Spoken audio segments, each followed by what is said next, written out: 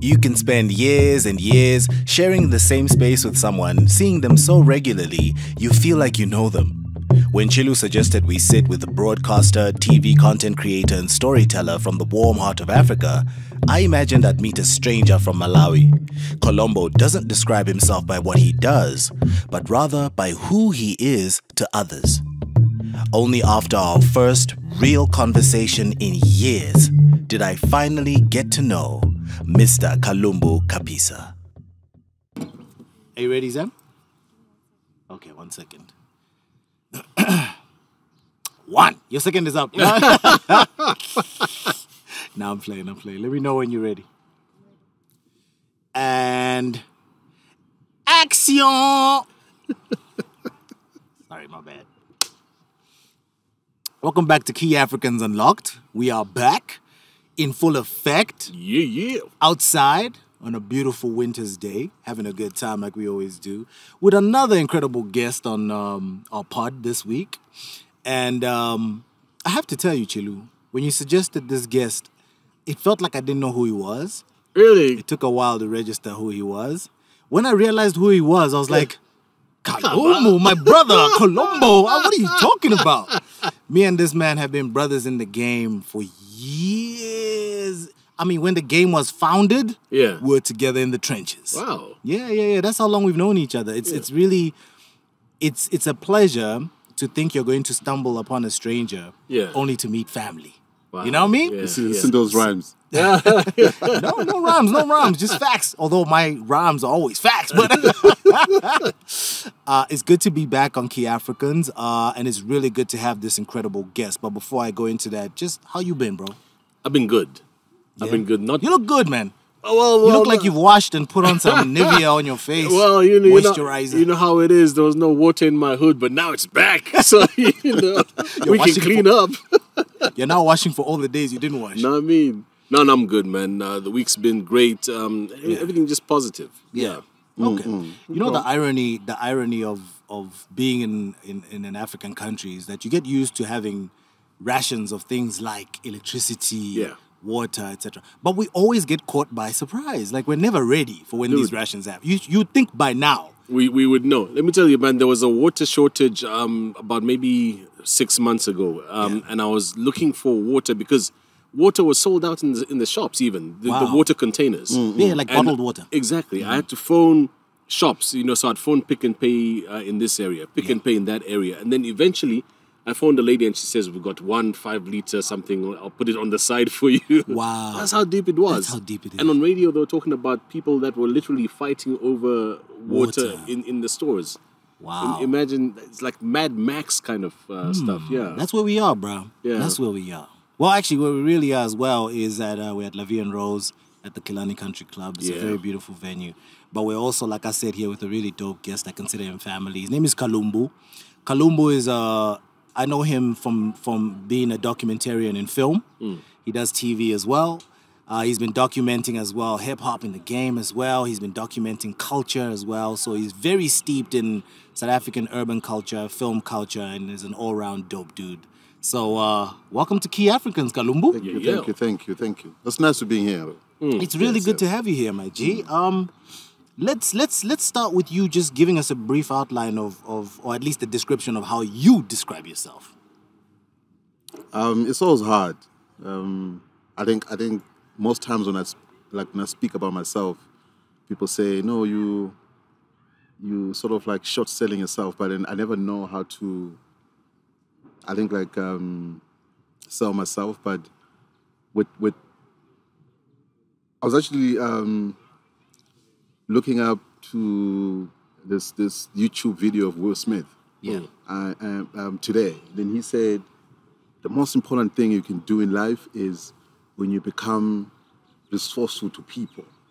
That's when I think that's what your purpose is. And I think how I live my life is I'm resourceful to different people. Right. So a lot of people will see me for this, a lot of people see me for that. But I think for me, the best I am, I think, is just a husband, a father, a son, and a friend. That's what I do on a full time. But I might be a colleague to you. I might be a director to you. I might be whatever to those people. But what I do full time is that. So that's what I actually describe myself, because I try not to get into using what I do for a living to describe who I am. Who you are, yeah. Because some of the things it's just a job. You know, if you're a waitress or you're a cameraman, it's just a job. You go in, you clock in, the check clears, and you're gone. But it doesn't really define who you are as a person. You know, yeah. One of the things I like though on your social pages, I think you described yourself also as a storyteller. Now, just that, this storyteller paints like a bunch of pictures, and obviously you thread that through the work that you do. Yes. So getting into your story now, how does that come about? I mean, you're originally as well from Malawi, isn't it? Yes. So how does the storytelling tell us a story about maybe your past, like Malawi to Joburg? How's that? Woo! It's a story and a half. I was the abridged version. I was born and bred in Malawi, in Blantyre to be exact. Oh. And then we came to South Africa in '93. So this is just at the birth of the new democracy, of the new dawn. So there's Ramaphosa, the new dawn. It's not new. It's quite. Been there, yeah. There was a dawn before the dawn. Yes, you know. Right. So we came here in '93. Very confusing time, because I was finishing. To go into Form 1, and then here they were like standard 6, and Oh wow, that kind of challenges. So I've been here. I did my high school mainly here. Did my university. Went to film school. Got a diploma in film and television, and got involved a bit into the music side. We tried to do a bit of the rapping, but I'm sure. Were you an MC? Yeah, I was an MC. That's where the name Colombo actually came from. Because Told you we were in the trenches together. Like there was a TV series called Detective Colombo. I remember, yeah. And then we had this. We used to wear these trench coats. We used to be whatever. Then I think somebody made a mention that they couldn't pronounce my name properly as Kalumbu, so they went into Colombo. Yeah. And the name just stuck, and then it just grew. Yeah. So I think when the hip hop thing sort of faded away, it went back to the government name, saying, you need to call me Kalumbu now. Yeah. Yeah. So or Mr. Kapisa. yeah. So being here all along in South Africa, so I'm even like a resident here now because Malawi doesn't do those dual citizenships. Most So places you have to choose one, and I think I'm full on South African, born in Malawi. I think that's how I describe myself. Congratulations. Yeah. So I do go and visit. I've been trying to get some stuff for ground, like projects. But I think just the challenges of dealing with bureaucracy and all those other challenges. So I'm fully much like here. So it's been a journey and a half. Yeah. We're here now in South Africa. I love that. You were saying earlier on about how a lot of us are fixated on things like what we do for a living. Yeah. And what we do here on the podcast is we try to dig deeper into somebody beyond what they do for a living. But what they do for a living is obviously one of the flags that says, guys, this person is not an average person. He excels in what he does. And we recognize what you've done in that space, and we congratulate you, and we tip our hat for that, But let's dig deeper into the actual person behind all these things. You say you describe yourself as a son, a father, a husband. What would you say is the key role right now that is pressing upon you of being the kind of man that you are on the continent? What is the most pressing issue on your mind right now? I think the key issue is we all want to be part of the value chain, right? The value chain in everything else that we're doing, whether it's manufacturing, whether it's we're planting, whether we're farmers, whether we're artists. So in most times, I grew up in a system where like my grandfather used to plant tobacco and cotton. So the way the system was set up was like BAT will come and tell them, we're going to buy your tobacco for this price. Right. So you can determine your own price. So you're not part of the value chain. Your value chain is you plant and you sell. But they had a value chain of they'll take it, they'll process it, they'll make it into the cigarettes and whatnot. So you're not part of that economy. And I think in terms of I've moved on from just being an artist. I want to be part of the value chain of being a broadcaster, being in charge of the stories. I think just having ideas is not enough anymore. You need to own the platforms. You need to contribute to the platform. You need to contribute how money is resourced for people to be able to do things. You need to be able to get money. How does the system work? From idea generation to the user end. Where are you involved? What are you doing in that process? So I think where I am now is beyond being an artist. I've realized that you can't be an artist by just having an idea.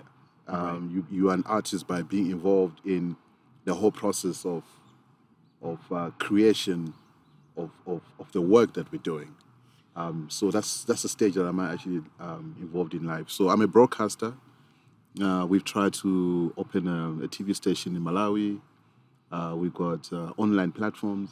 So I create content that we make in terms of writing, shooting.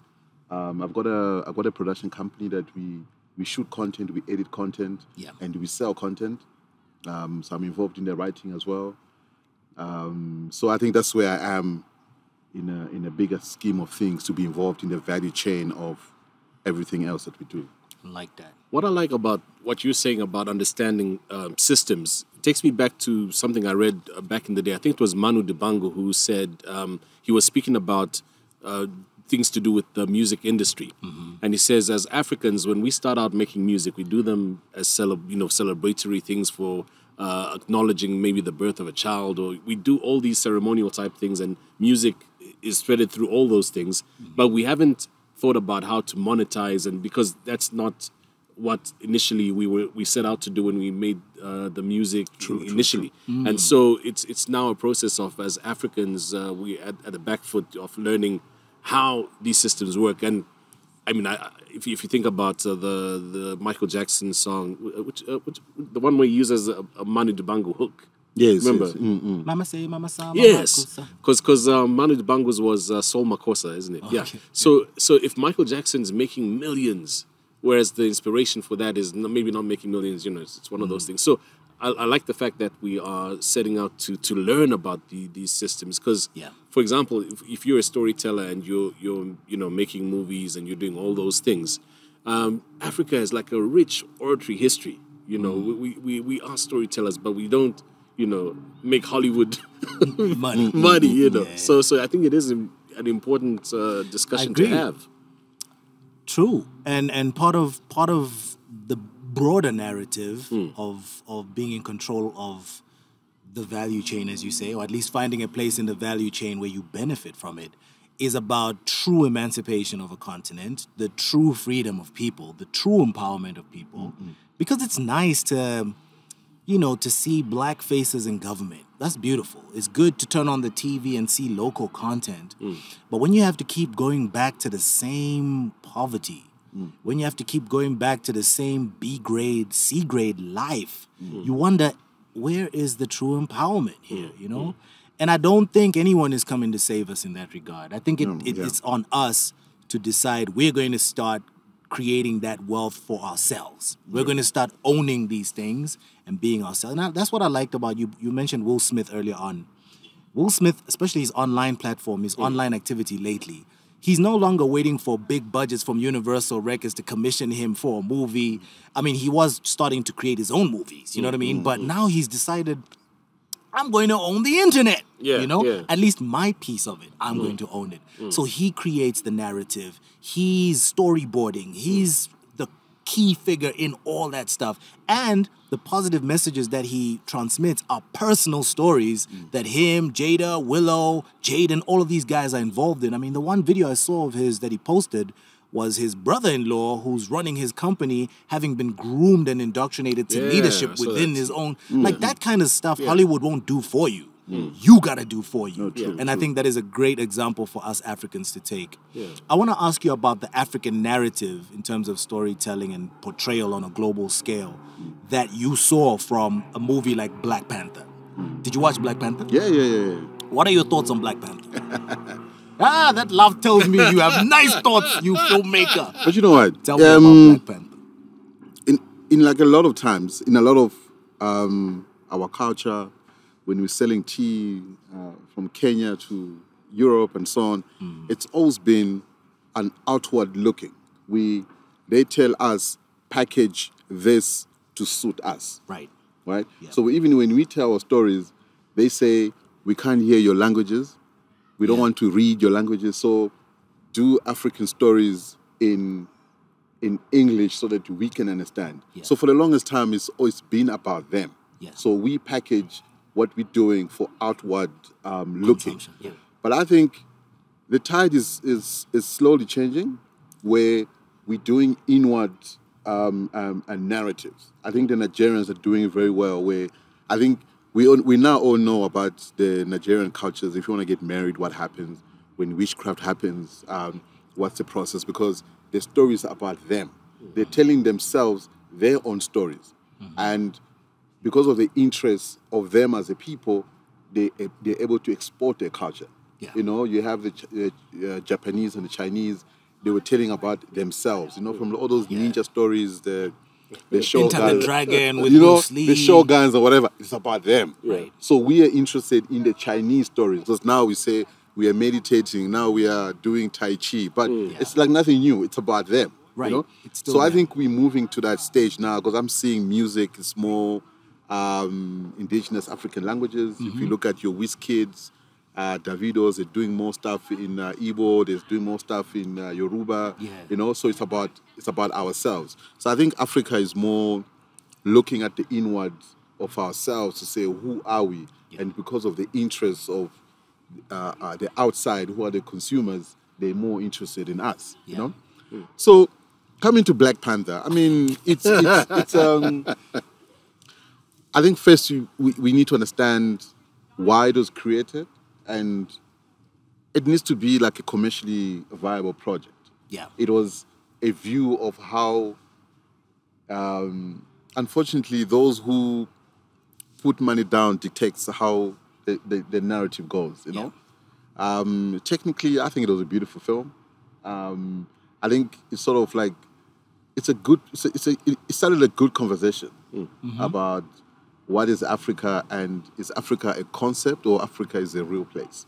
So we need to ask ourselves that, is this a concept that someone else has for us of what we are supposed to be, or this is a real place? So what is a real place? You know, I think our townships, our ghettos, they were concepts designed to put us there, but it's not the real place that we were meant to be there. So Black Panther was, I think, a concept of how they would like to see Africa, I guess. And so I think maybe the takeaway from that is, what do you want to? What are we going to do about it? What is the way forward? What is the future? What is our inward looking from that, and to progress as a people, I guess. What did you think of Black Panther? You see, Black Panther, there's so many. The first time I watched it, I was purely watching it from an entertainment standpoint. Yeah. And I thought, brilliant. It was, you know. And then I started, because you know, initially I think I was hating on the movie before I watched it. Negative about it. Because I didn't see the significance of it. But after watching it, I had to watch it the second time, because first time was also kind of vetting it to see whether the kids can watch it. And since it passed that test, I went in with them. And from a point of view of what it does for us as a culture or us as a people, I think it's a very strong narrative. I'll give you an example. My daughter, who's now turned 12, her role model set is maybe filled with people who maybe aren't necessarily, who don't look like her much, right? Her WhatsApp profile photo, she got a phone. Her WhatsApp profile photo after watching Black Panther was the scientist sister of T'Challa. Yes. What was her name? I forgot her name. I forget her name, yeah. She was amazing. Get out of here, colonizer. She was, that one, she yeah. was That girl. amazing. She was. She's also in the Drake movie. And really? Drake video, sorry, not movie. Yeah. The Drake video for the girl song, you know? Yeah. The one which samples Lauryn Hill. I don't want to No, sidetrack you not too the much. kick you. Anyway, so No, not Kiki. You're gonna do the dance. Are we riding? Yo, I could do this dance right now. Not that one, but the other one, the one that came before. What was it? God's Plan before that? Anyway, No, yeah, not God's before Plan. that. The other one. What was it called? Nice Nice for what? what? Yeah, that's the one. Okay, You gotta be nice. yeah. Thanks. Yeah, I told you yeah. it was for the ladies. So yeah, man. I mean, like that for me was like, whoa, this is deeper than I thought. So from those are my thoughts. What are your thoughts on? So before I watched Black Panther, my favorite movie of all time Was The Matrix? was The Matrix. All right?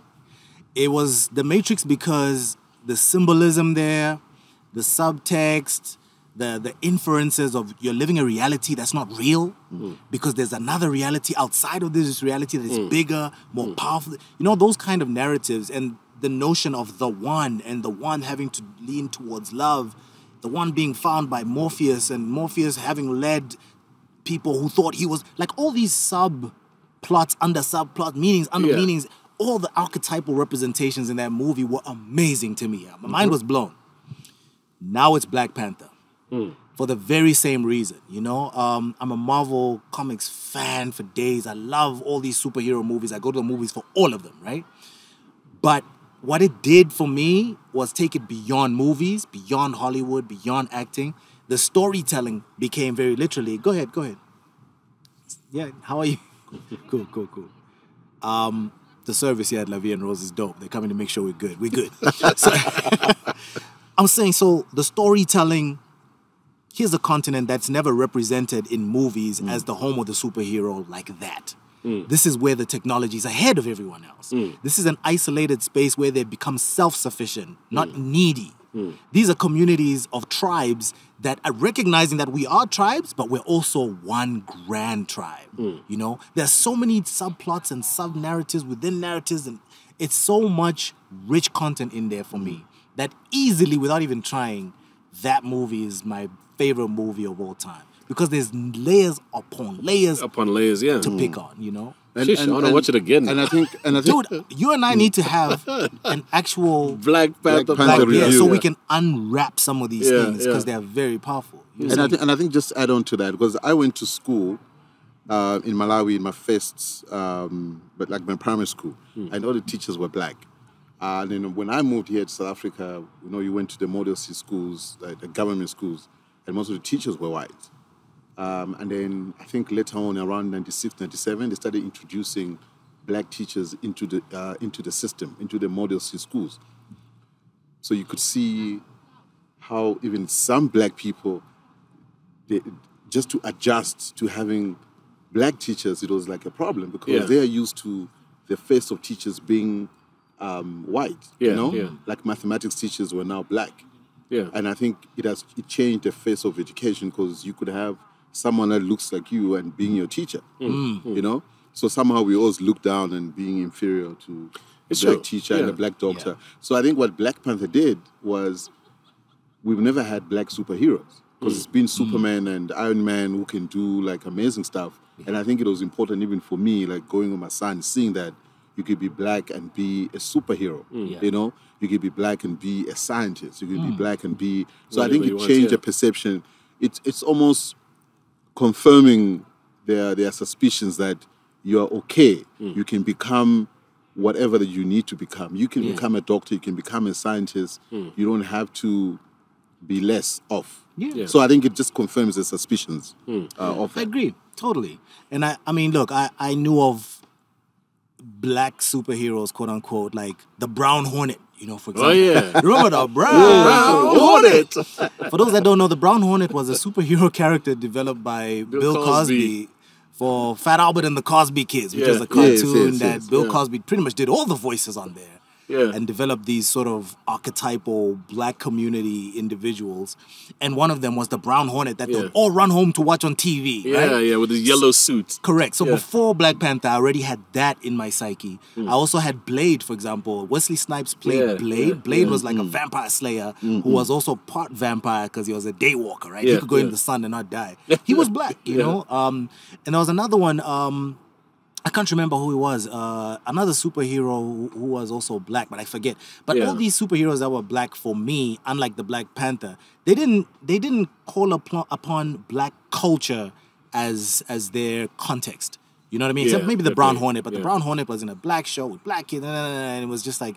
But what Black Panther did was it took away, I think for me, the facade that the world of television, when it comes to make-believe, should only exist in a European context or an American context or an Asian context. It can also exist in an African context, which opens us up to more than District 9. Was it called District 9? Yes, yes. And it opens us up to Mupeme being Mupeme is another character from South African folklore. We can have a Zulu in the days of Shaka superhero who isn't Shaka, who is another random Zulu cat in a tribe who actually came from space and whose home is some kind of meteor. But he landed in the tribe where Shaka was born, and he had the ability to read minds. Like, those types of stories are now available to us because of Black Panther, you know? And I think that's how the storytelling narrative should continue as far as us representing ourselves and our story and our context in that space, you know? Do you think there are, in your world of TV people, filmmakers, do you think there are some TV people and film people you admire for their visionary status in terms of storytelling? I mean, I've been looking up to. I was born in 1980, and then the same year they made Blade Runner, and Blade Runner was set in 2018. Was it 2018? Yeah, it was set in 2018. I remember Blade Runner. I remember Blade Runner, but I didn't realize it was set in 2018. But I only managed to watch Blade Runner, I think, in 88 when I was 8 years old, right? And so people like Riley Scott, people like Francis Coppola with The Godfather, people like Spike Lee, stuff like people like John Singleton, what they've done. You know, just go, you know, the Anton Farquhars, you know, just go into, just challenge storytelling. Yeah. You know, even guys like Tarantino, what he did was storytelling was told in a certain way. Like, you could do Act 1, Act 2, and Act 3. This is a story, this is a structure. So they took the structures and just changed everything around. I mean, Spike Lee made everybody uncomfortable, just with his narrative and his thinking and the outlook on life. So I admire different people for different things. I think people like your Riley Scott, stuff that they've done on Gladiator, because, you know, I like those bigger picture, you know, the bigger, the epic stuff, So I think for just the technicalities, you know, so your Spikes comes in from the story narrative. People like your Akira Kurosawa, like a Japanese, their use of camera to sort of like cheat, because they were able to cheat a lot just in camera. They never had visual effects, all those Japanese movies, but they could make rain by putting water in front of the lens and then playing with the lens to make it look like there's like lightning and all those kind of stuff, you know. Yeah. And they were very futuristic. They were 20 years ahead. We're probably not even there. Yeah. You know. I think in the South African industry, there's been some change makers. I think people like, especially your guys like Mfundi, when they came, they changed the landscape of television. Mfundi's a visionary. You know, they changed the landscape of television. They sort of say, we want black people, successful black people, who lives in these mansions and eat breakfast. Shout out to Mr. Vundla. Of eggs and bacon, you know, just like the white people do. And then we just aspire to that. It's like, you can also eat cornflakes, because I think the narrative was you eating porridge for like breakfast. But now you have black people now eating cornflakes, and you're like, you're like, oh, okay. And then you even have helpers coming to like pour juice for you and tea for you. So they just changed like a landscape of television. I was just gonna say, like, earlier on, you touched on a point about how the West, or, you know, say for example Hollywood, will make movies about Africa, but for them. So you find, like, for example, District 9, which Zubz referred to early on as well. The villain in there, or one of those bad guys, is a Nigerian guy. But then when you're watching the thing, he's speaking Nyanja. So they didn't actually. It could have been Chichewa, because it's difficult to know. So they didn't even bother to, you know, to get that right, because of the fact that the audience is, you know, them over on the other side. And similarly with all these Hollywood movies where you have the main actor being an A-list Hollywood black person, you know, acting as Mandela or whatever.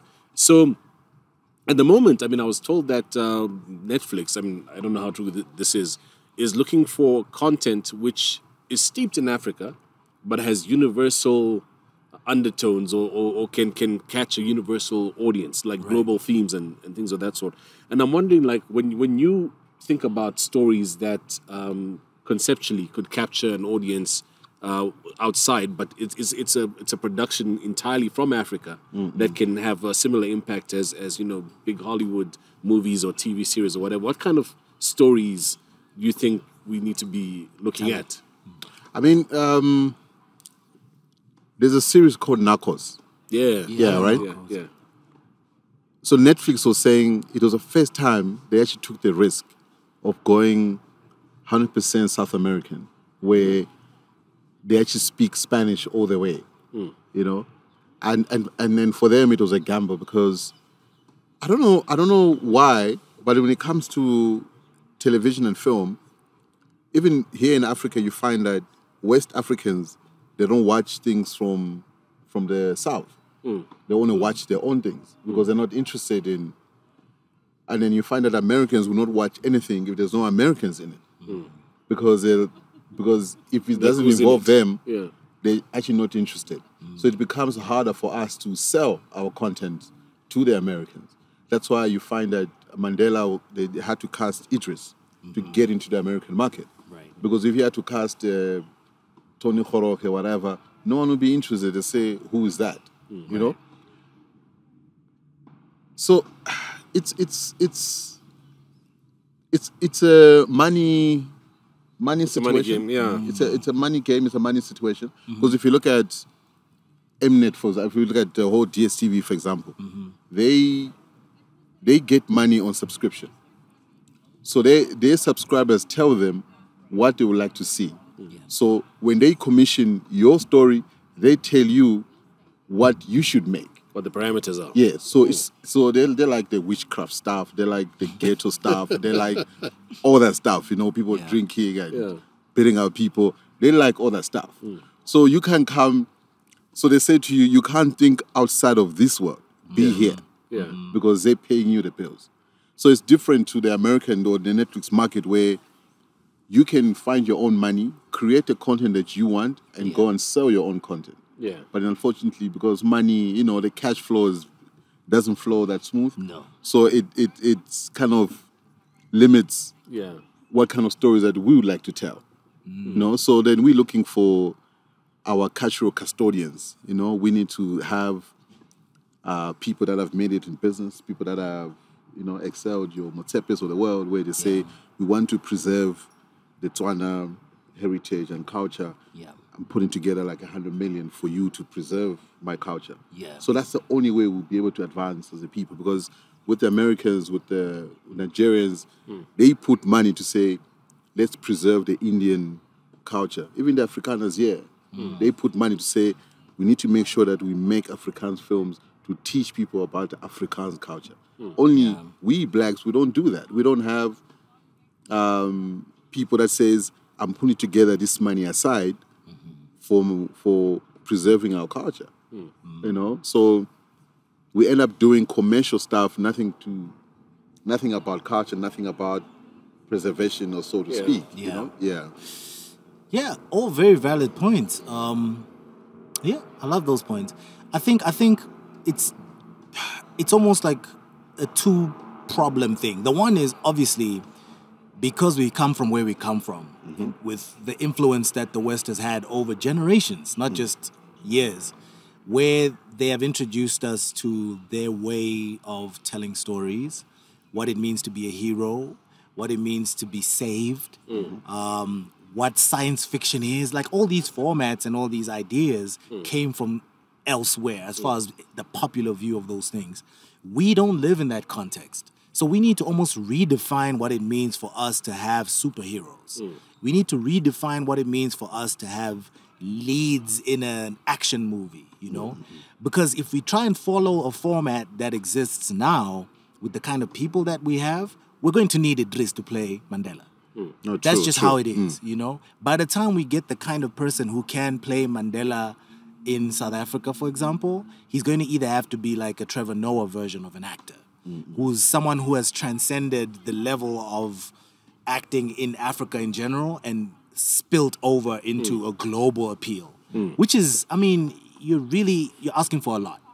The other layer I was talking about is what you are alluding to, where we need to start reclaiming our own as dope. We need to stop waiting for other people to endorse what is dope. True. I mean, sure, Morgan Freeman will play a great Mandela, you know? But Morgan Freeman also plays a great God. And who's to say God should be depicted perfectly by Morgan Freeman? Right? Who decided that? Yeah. We all get to decide. So how about we get to depict our own version of Shaka, you know, or our own version of Pharaoh Tutankhamun, for example. Like, in our way, this is how we see what an incredible action hero looks like. That's hard because what do we know as an action hero? Arnold Schwarzenegger, Jean-Claude Van Damme, you know, so it's almost like, it's a tough one, man. It's a tough ask. Yeah. I have faith in the internet, man. You think that's where it's at? I really do. I think technology and the internet are breaking almost everything we've grown up as thinking is normal and standard. The internet is breaking everything down, bruv. It's destroying our view of what we consider to be the standard. Yeah. You know? Yeah. Have you embraced the internet in your life? I am on the internet. I think. Yeah, you're a young buck. You were born in 1980. That's a young buck. We're busy texting. He's a young man. You're a young man. We're busy texting now on WhatsApp. You know, now you can do video calls. But you're talking about Yes, it as a but platform or just in general? In general. Because I look at it in this way that if DSTV, let's say one of their shows has got what, 400,000 viewers for a typical program, like a Queen or something. Yeah. Then you have a guy like Casper Nyovest or AKA or whatever. They'll make these Insta videos. They'll get like 1 million views, right? So they're getting more viewers than television platform. And this is views that you can actually see the counts there and then, you know. Quantifiable, you can actually count. So in other words, they are broadcasters. But it's just that they're not realizing that they are broadcasters. You know? Yeah. And I think what the internet has done to do so well is disrupt. So I can actually go direct to who I wanna be able to talk to. Right. You know, so we've removed the need of having a gatekeeper. Like a gatekeeper. We've removed the need of having a broadcaster because I can talk to you directly. Yeah. I think that's what the internet has done. Brought everything closer, brought everything. So we need to embrace it. And I've embraced in the sense that I've gotten, I remember that back in the days even, you need to send someone to buy your film. Yeah. Right? So you have to press on DVD, go to Postnet, Courier, they'll only get it like Friday. But now you link it on YouTube, send them a link, they'll watch it in the next 30 minutes. They're like, yes, we like it. Boom, transfer, deal is done. You know? So what used to take 2 weeks has now been reduced to 30 minutes. Yeah. You know? And I think technology and just the internet, we can do so much. We can do... but I guess the question comes in, how do you monetize the internet? That's the biggest catch. Yeah. Yep. Well, the formula. Well, some people, because it's a new thing, and I think we're all still in some way trying to figure it out. And there are some guys who I find fascinating as case studies. You mentioned Will Smith early on and how he's turning this thing on its head. Similarly, before him, a guy who was making traction is somebody like Kevin Hart, who realized the value in owning an audience and how you can leverage that. Because, for example, I saw an interview of his where they were promoting a Kevin Hart concert. So obviously you do it in conjunction with a bunch of corporates. And usually there's a marketing budget. But instead of the usual regular marketing budget will go to TV ads and so on, he told them, bring that budget and then we'll channel that money through Hart Media or Hart Digital. That's his company. And then he just, one tweet, one, Instagram message, he uses that to bring in the audience. And as at last week, I saw a link which shows the top 20 concert acts. So number 1 is Bruno Mars. Number 2, I don't know, Eagles or Bon Jovi. There's like a bunch of them. Kevin Hart, who's not as a musician, is at number 19 on the top 20.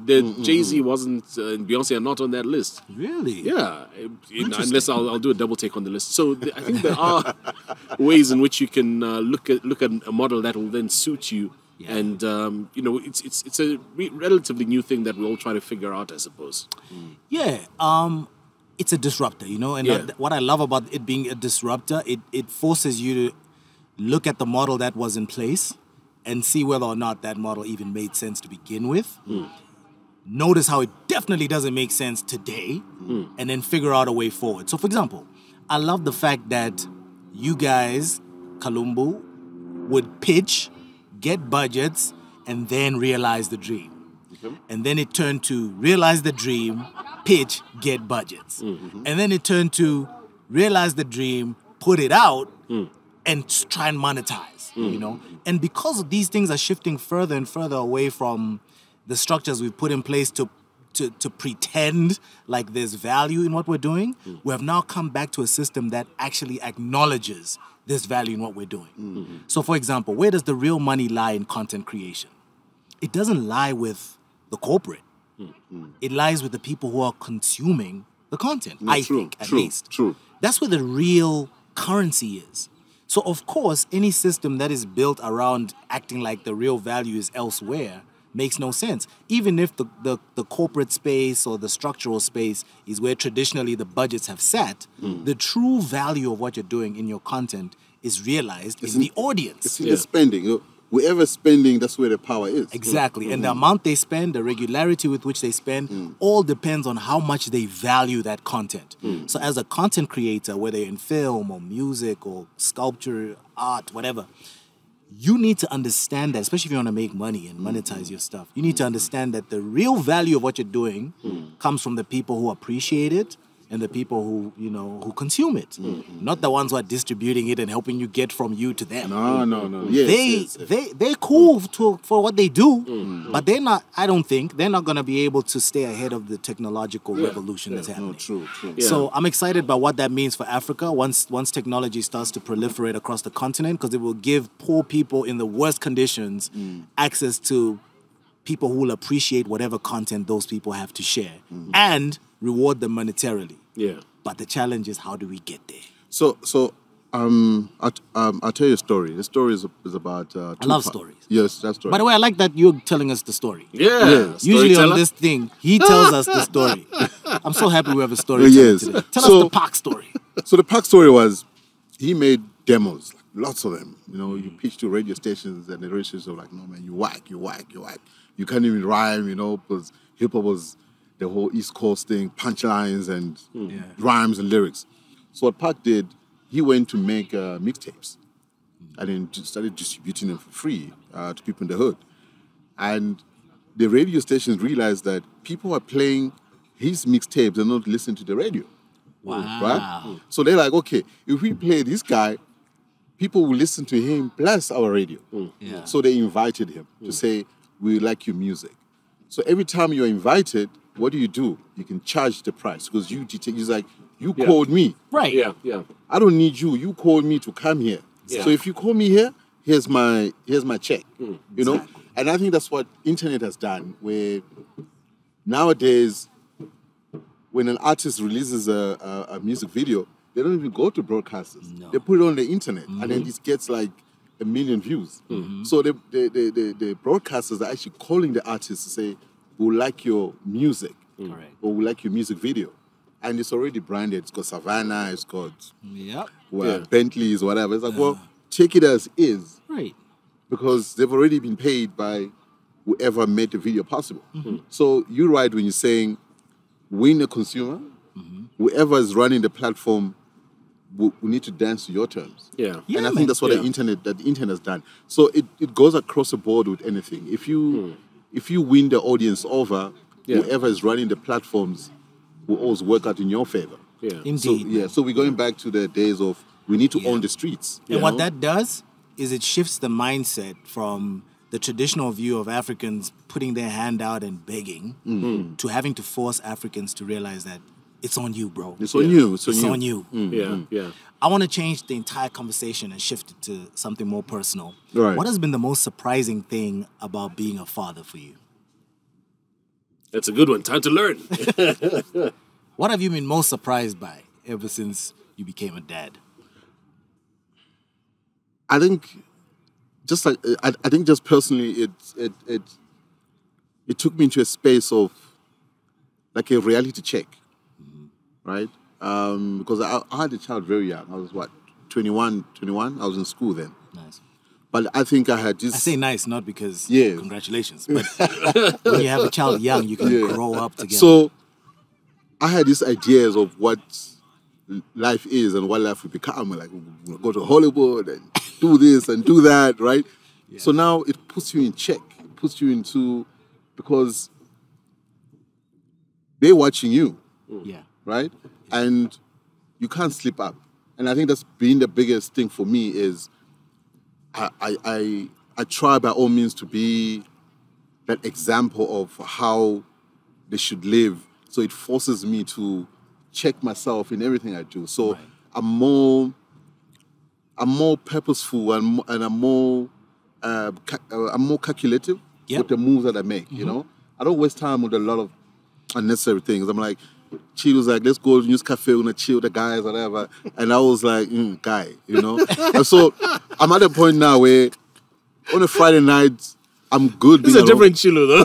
Yeah, you know. I'm like on a Friday. I only know one Chilu. in the I'm like world. on a Friday night. I'm good at being on the couch at 7 and just just like building.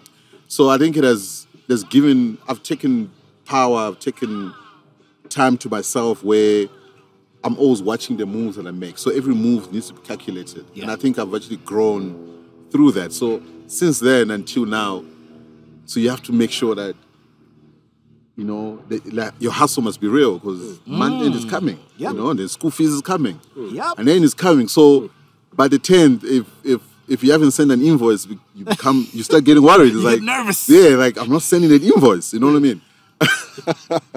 So Yep.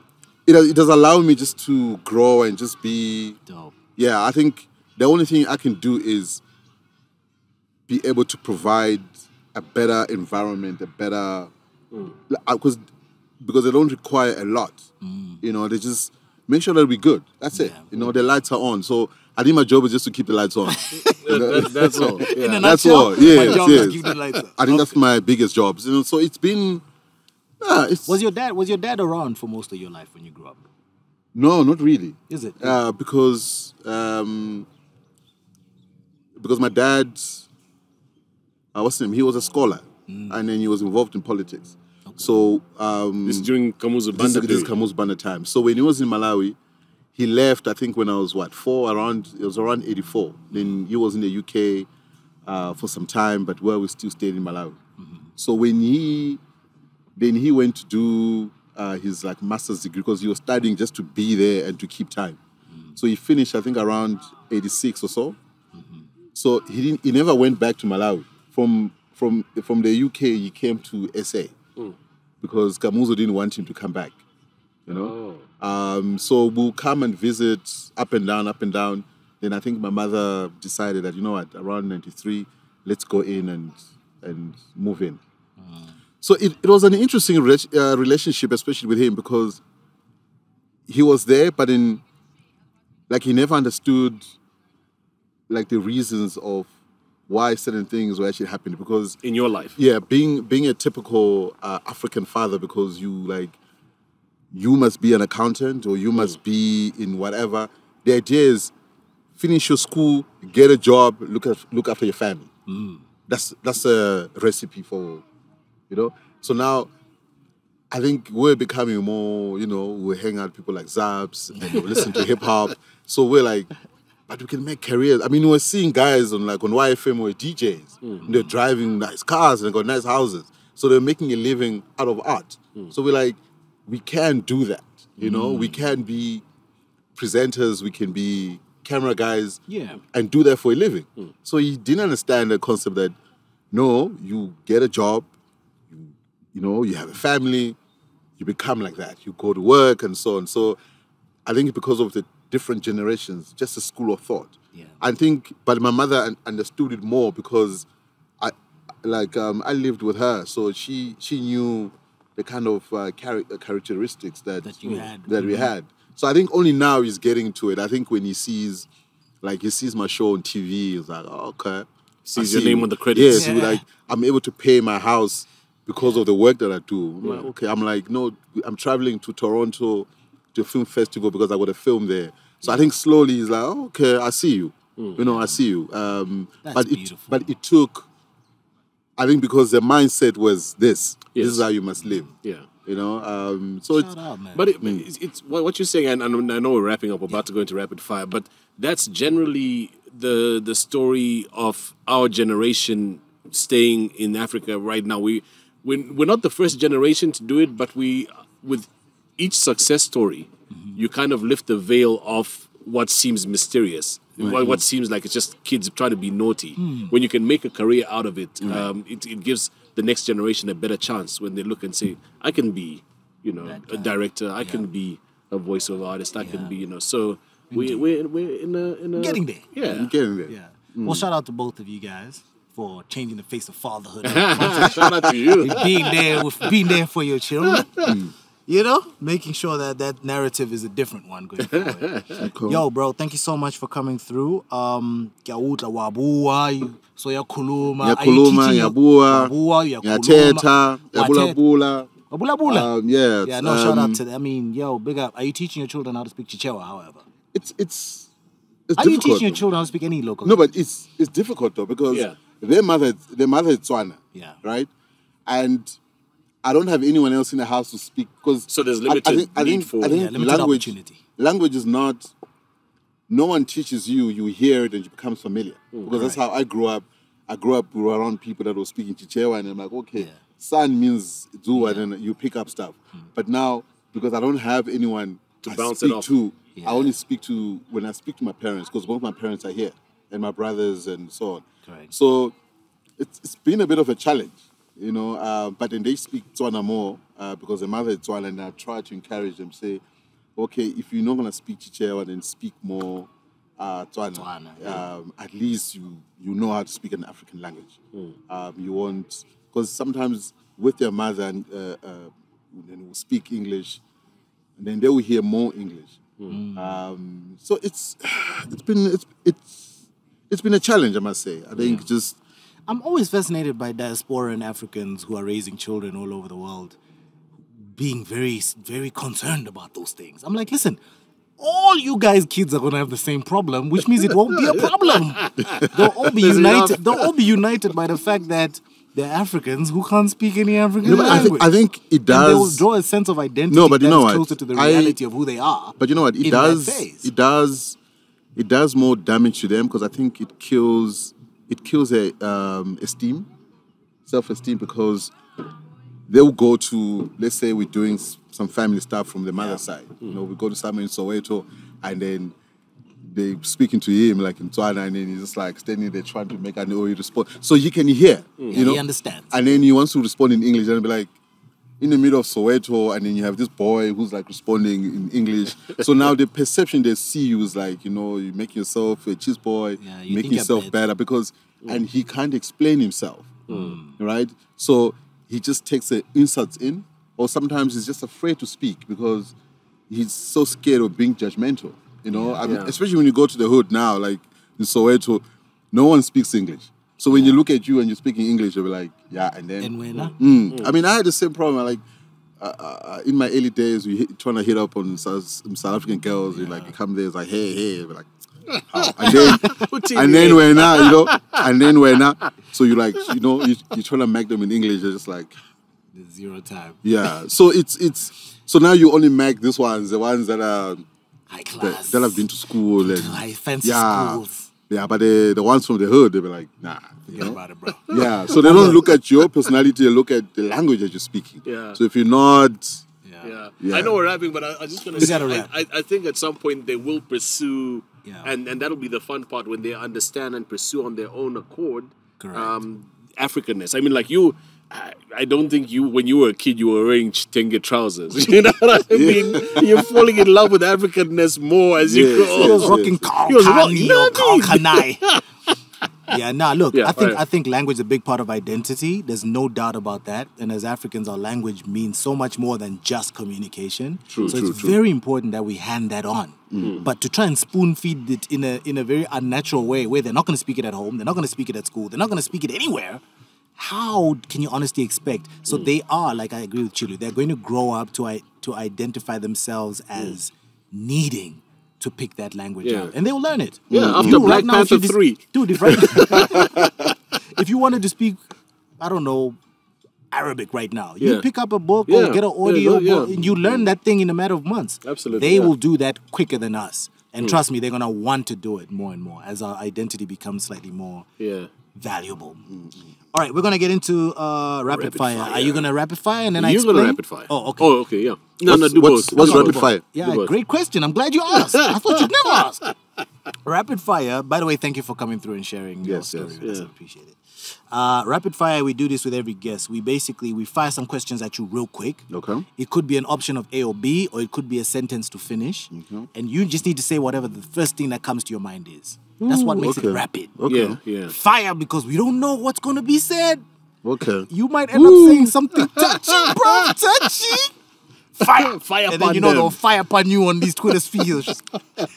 Everyone's afraid of Twitter these days. Oh, yeah, no, the Twitter streets. The Twitter streets will come at you. The black Twitter, man. Yeah, so it's not that many questions, and we want to do it really quick. Yeah? Okay. All right, so let's jump straight into it. We'll start easy. Documentaries or series? Series.